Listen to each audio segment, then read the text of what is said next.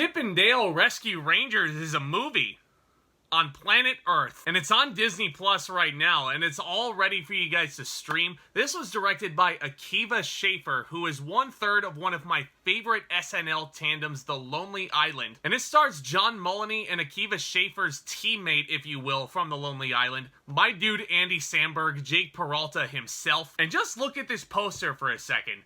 There are 2D and 3D animated characters throughout this entire film. To say that I was expecting nothing out of Chip and Dale Rescue Rangers would be a massive understatement. So basically, this is a world co-populated by humans and cartoon characters, much like Who Framed Roger Rabbit.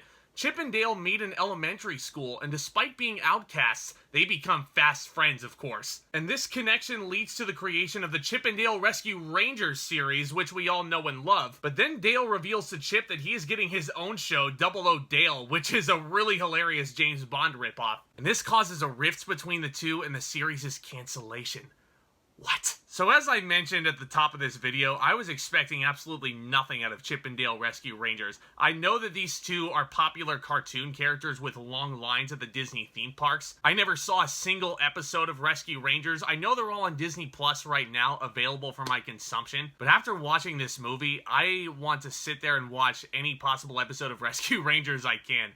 I can't believe I'm saying this, but this movie freaking blew me away. Not just because of its animation, which is stunning, and it plays with so many different styles of animation, just looking at the sheer publicity for this. You're seeing Chip animated in the 2D style classic Disney form, and Dale is three-dimensional, and the character's explanation for how he's three-dimensional is actually pretty damn funny. Which, speaking of humor, like, oh my word, I'm someone who really digs meta commentary and the meta theatrical style of storytelling.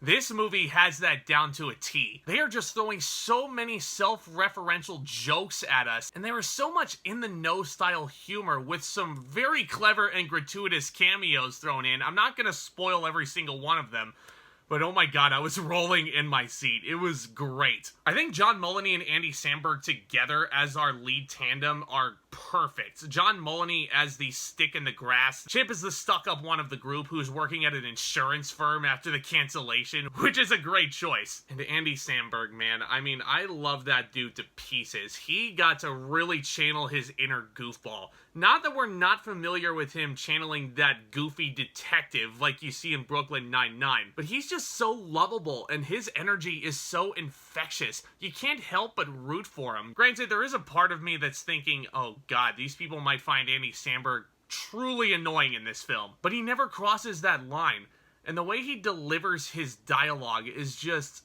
perfect. I think those two together play off of each other immensely well. It is perfect, ideal casting in my eyes. Let's also talk about the rest of this voice cast, because you get quite a bit of famous people thrown into the mix. Seth Rogen plays a character named Bob, who I could not help but laugh at so much with his eye contact. J.K. Simmons plays a Play-Doh-like police chief that looks like Gumby, and that's perfect casting as well. I thought he was hysterical. I mean, there's so many funny people in this. Bana, Keegan-Michael is in this film as like a Swedish chef-style puppet, which is kind of weird casting, thinking about it, but it just works when you hear him in this film and in this role. You also have Kiki Layne in here playing J.K. Simmons' police detective's partner here and his apprentice. She is a name that I think you guys should watch out for. I loved her in The Old Guard, which is one of the first movies I ever reviewed here on YouTube. I loved her in Coming to America, even though that movie wasn't really up to snuff. It wasn't really that good of a sequel. And you know what? She has plenty of other chances to shine within this film. Oh boy, I gotta talk about Will Arnett too, don't I? Oh my god. I'm not gonna spoil his entire backstory, but he plays a villain named Sweet Pete in here, and it is just gold. Absolutely comedic gold. Akiva Schaffer as a director is clearly competent. He is such a sure hand behind the camera, and he knows how to make an audience laugh in more ways than one. If you don't believe me, if you don't watch this movie, check out Hot Rod, also starring Andy Samberg. This one may be one of the most random sequences of events you will ever see on film.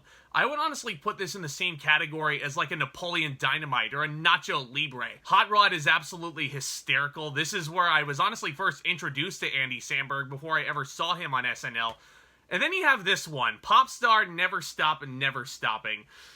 Such a stupid movie, but it's so fun. I think Chip and Dale Rescue Rangers may be the most competent script Akiva Schaffer has ever gotten his hands on, and he does wonders with it. Now that leads me into a couple of issues that I have with this film, as much as I loved it to pieces. First things first, like I said, this is a comedy bonanza, to say the very least.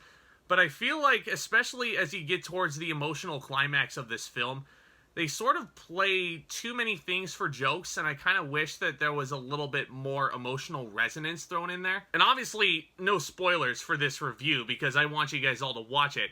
But the thing is, earlier in the film, one half of our heroic tandem fools the other one into saying certain things that they might not mean and they might want to keep inside. And then they literally repeat that exact same joke right before the big climax. And the person that was fooled before was like, yeah, you're not fooling me a second time. And boom, telegraphed it. He was fooled again.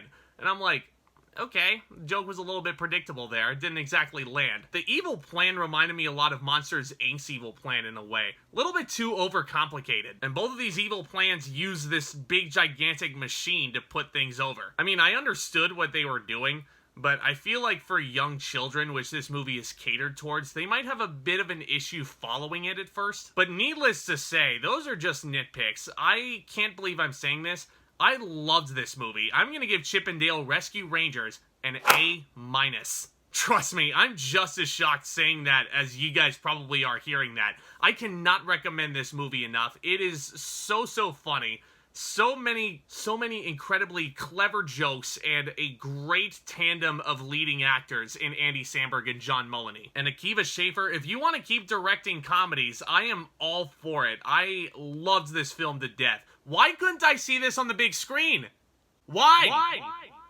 Sometimes you just don't know what you have until it's already out in the open. But guys, let me know what you think of Chip and Dale Rescue Rangers down in the comments section below. Did you guys ever watch the original series growing up? Guys, obviously, I have so much fun making these videos and just talking to you guys about all the new things in movies and entertainment in general. And we've built such an amazing community over here. So if you're new to the channel, if this is your first time visiting us, welcome. Why not join the party and smash that subscribe button and hit that notification bell as hard as you possibly can. Y'all are invited to do so, and don't forget, hit that like button on your way out. All these things are tremendously helpful to have this community grow. And I've got a lot more exciting things that we're going to be talking about, especially going into a very busy summer season. I'm very much looking forward to seeing Top Gun Maverick this Friday. I've already reviewed the original 1986 action classic, and you guys can check out that review anytime you want. And I'll also be wrapping up my Jurassic Park playlist in the build-up to Dominion releasing on June 10th, which I'm hoping is good. Please let it be good. Don't let me down. But guys, joking aside, y'all are the best. Thank you again so very much for your support. I'm still constantly floored every single day. And with all that being said, back talk, commence!